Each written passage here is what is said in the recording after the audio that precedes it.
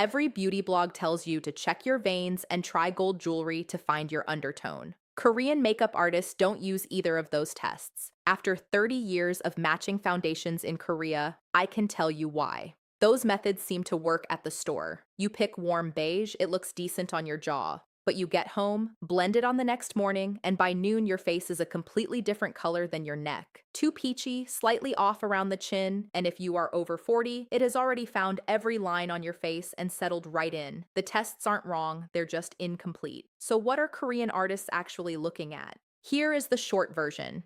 They compare your skin to another person's skin. Forget the internet charts and the swatch cards at the beauty counter. Korean colorists place your face next to someone else's in natural daylight and read the difference. That is the foundation of the method. I also found something a few years ago that changed how I work with clients over 40 entirely, and I will get to that later. But first, I want to teach you how to read your own undertone, because this skill is worth having no matter what foundation you end up using. To use the comparison method properly, you need to understand what an undertone actually is, because most of the confusion starts right here. Your skin tone is just how light or dark you are. That is not what we are talking about today. We are talking about the color underneath that.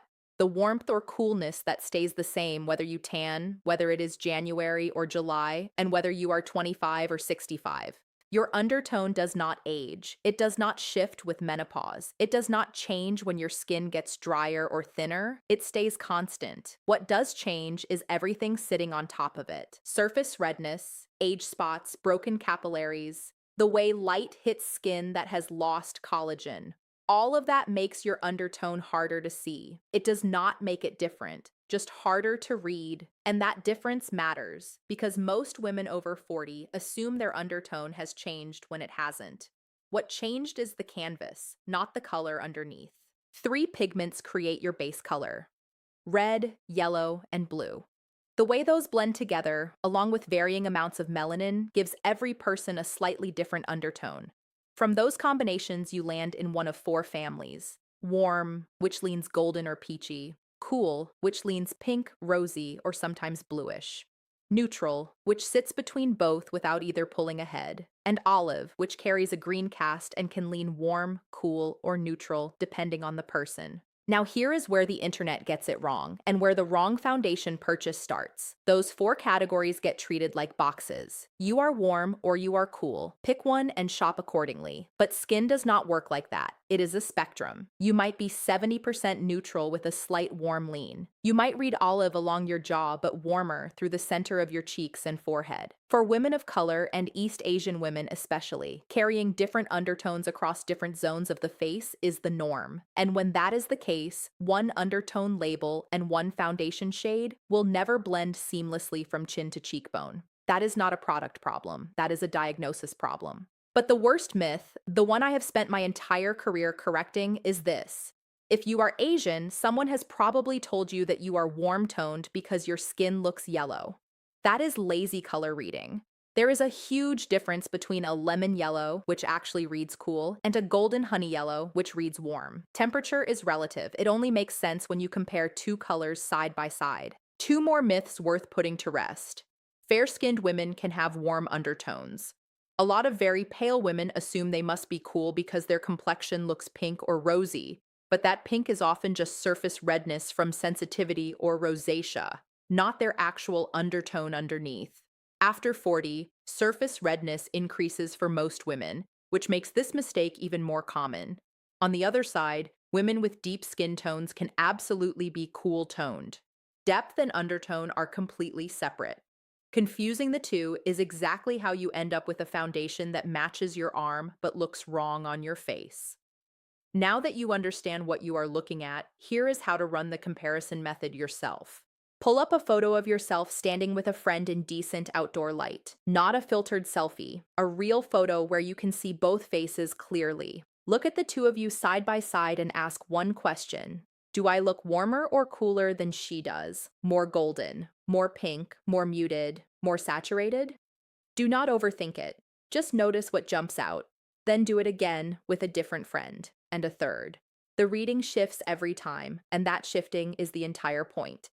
Next to someone with very rosy skin, You might suddenly look golden and warm. Next to someone with deep golden tones, you might realize you actually read more neutral, maybe even greenish. After 3 or 4 comparisons, a pattern starts to emerge. Maybe you consistently read warmer. Maybe a muted olive quality keeps showing up. Maybe you land right in the middle where nothing pulls strongly in either direction. This method works regardless of your age because it reads color, not texture. You are comparing undertone to undertone, and the surface changes that come with aging do not affect what you see when two faces sit side by side. The reason it works comes down to color perception. Your eyes are terrible at judging a single color in isolation, but they are extremely accurate when two colors sit right next to each other. This is exactly how colorists are trained on set in Seoul. They never read skin alone, they read it in context. And context is everything, because a foundation that looks warm on a glass counter looks completely different once your skin provides the comparison. If this is helping you, hit subscribe. I break down Korean foundation techniques for mature skin every week.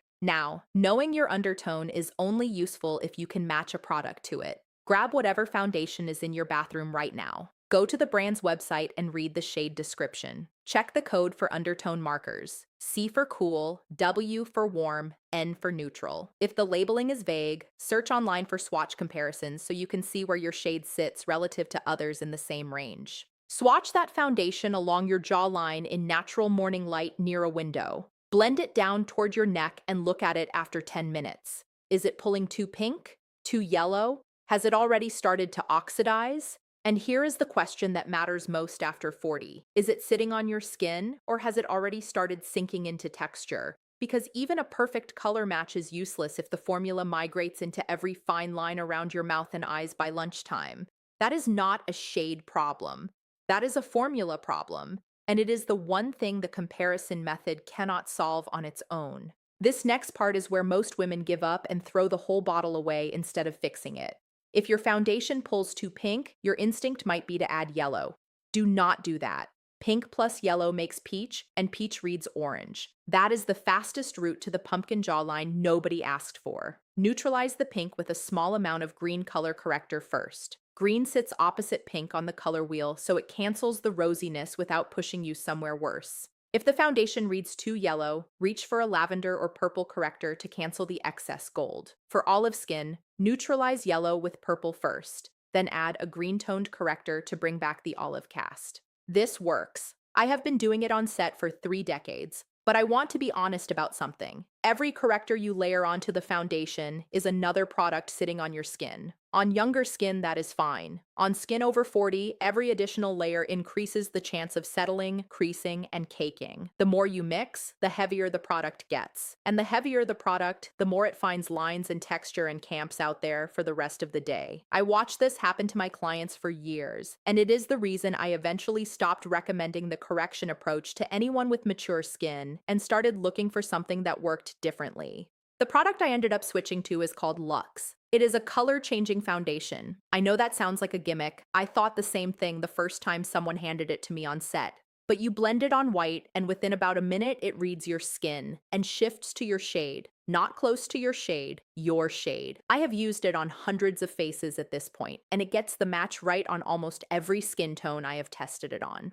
The reason I keep coming back to it for my clients over 40 is what I noticed it was not doing. It was not settling into their fine lines the way everything else did. It was not oxidizing and shifting color 3 hours into a shoot. And their skin actually looked better at the end of a 12-hour day than it did at the start, which made no sense to me until I looked at the formula and realized it has hyaluronic acid, niacinamide, and peptides built in. It is treating your skin while you wear it. For anyone whose foundation match has been drifting month to month with hormonal changes, this adjusts with you. It reads wherever your skin is that day instead of locking you into one static shade. I usually get mine through Amazon because the price is better than buying direct, so I will leave a link in the description for you. It is actually the #1 best-selling foundation there right now, which honestly makes sense once you try it. Whether you try Luxe or stick with the manual approach, the real takeaway is this. Once you have your match dialed in, keep a reference swatch somewhere you can grab it. A blended stripe on a white card, a photo of your jawline in natural morning light. Carry it when you shop, whether that is at a makeup counter or scrolling swatches on a brand's website. Your undertone is not a quiz result. It is a practical tool, and once it is locked, buying foundation stops being a guessing game. If you practice the comparison method and train your eyes to read skin against skin, you will start seeing undertones everywhere. On friends, on colleagues, on the woman across from you at a coffee shop. That instinct is exactly what working makeup artists in Seoul develop over time, and it is the reason a Korean artist can look at someone's bare face for about 10 seconds and reach for the right shade on the first try. Next week, I am testing 5 foundations on 5 different women over 40 with completely different undertone profiles, so you can watch the matching process on real mature skin in real time. Hit subscribe so you do not miss that one. If you try the comparison method this week, leave a comment and tell me what you discovered about your undertone. I will see you next week.